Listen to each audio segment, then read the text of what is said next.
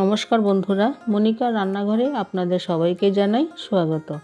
আজকের এই পর্বে আমি নিয়ে এসেছি একটি নতুন রেসিপি, পনির রেজালা।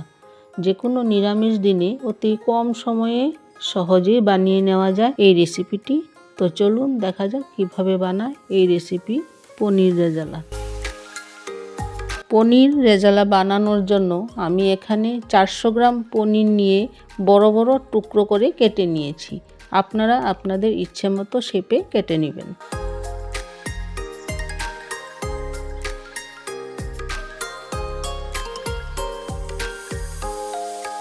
পনিরগুলোকে ভেজে আমাদের গরম জলে ডুবিয়ে রাখতে হবে। তার জন্য আগে থেকে একটি পাত্রে গরম জল নিয়ে নিচ্ছি। এবার পনিরগুলোকে ভাজার জন্য একটি কড়াই বসিয়ে তার মধ্যে সাদা তেল দিয়ে একটু গরম হতে দেব। তেলটা গরম হয়ে গেলেই আমরা পনিরগুলো দিয়ে ভেজে নেব। আর পনিরগুলোকে বেশি ভাজবো না, হালকা করেই ভেজে নেব।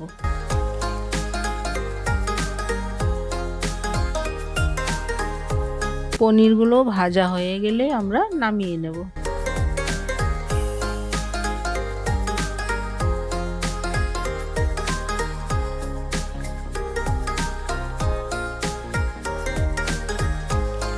পনিরগুলোকে নামিয়ে নিয়ে আমরা আগে থেকে যে গরম জল করে রেখেছিলাম সেই গরম জলে পনিরগুলো ডুবিয়ে রাখব। এবার 30 গ্রাম কাজু, 30 গ্রাম পোস্ত, কিছুটা পরিমাণে কেশর দিয়ে শুকনো গুঁড়ো করে নেব।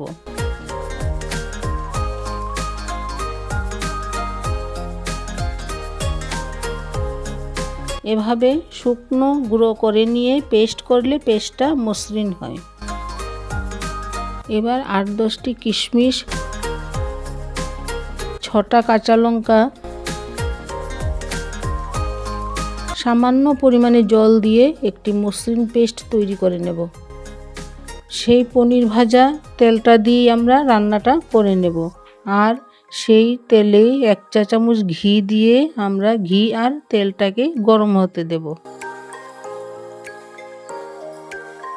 তেলটা গরম হয়ে গেলেই কিছুটা গরম মশলা যেমন 3টে এলাচ, 3টে দারচিনি, 4টে লবঙ্গ, 1টি জয়িত্রী থেতো করে নিয়ে ফোড়নের জন্য আমরা তেলে দিয়ে দেব।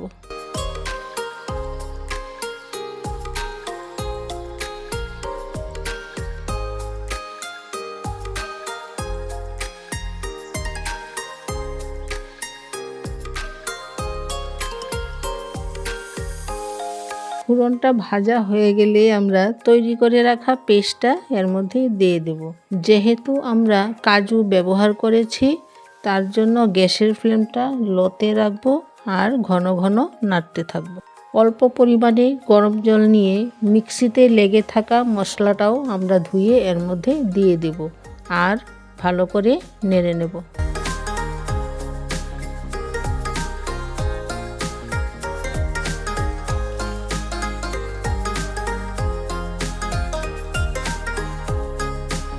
পেস্টটা একটু ভাজা হয়ে গেলেই এর মধ্যে আমরা 1 চা চামচ জিরে গুঁড়ো, 1 চা চামচ লঙ্কা গুঁড়ো আর পরিমাণ মতো নুন দিয়ে ভালো করে নেড়ে নেব।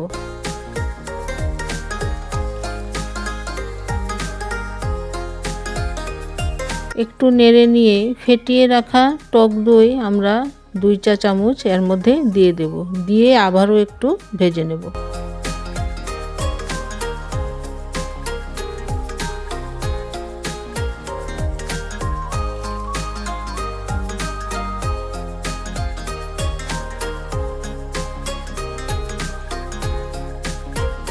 মশলা থেকে যখন অনেকটা তেল রিলিজ হবে তখন গরম জলে ডুবিয়ে রাখা পনিরগুলো ছেঁকে নিয়ে আমরা এর মধ্যে দিয়ে দেব।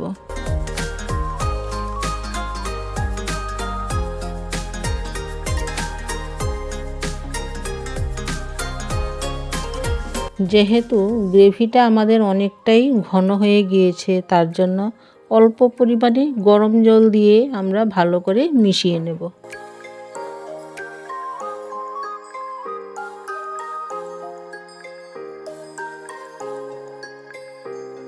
জলটা ফুটে গেলেই একটু পরিমাণে কসুরি মেথি ড্রাই রোস্ট করে নিয়ে গুঁড়ো করে আমরা এর মধ্যে অ্যাড করে দেব।